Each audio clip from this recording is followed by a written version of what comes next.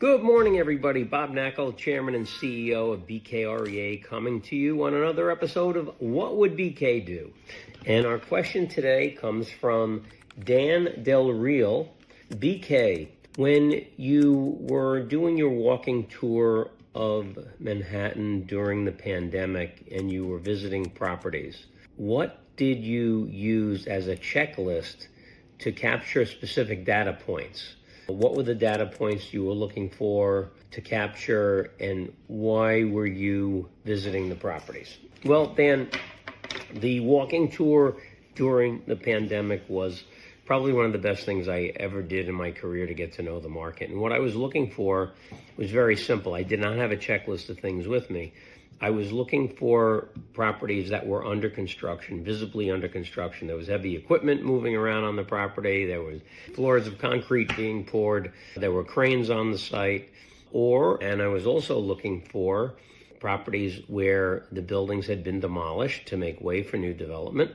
And I was also looking for two other things, and that was properties that were built to less than 25% of their maximum density.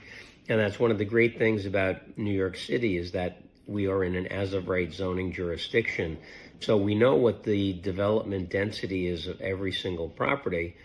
And by eyeballing it, we estimated that properties were built to less than 25% of their buildable footage. That was what we looked at as a metric, because if you're built to less than 25% of your max density, the income that property is generating is very likely to pale in comparison to what could be produced if the property were developed.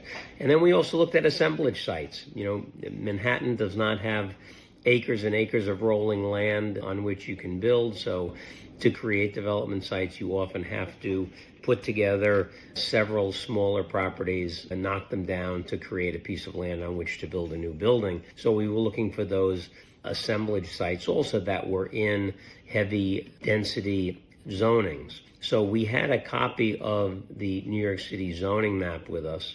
So we knew generally where the high density zoning districts were and what to look for in those zoning districts. But just had my highlighters with me, color coded the map, and that worked really well. But that's how the map was created and what we were looking for when we were out in the field doing that work.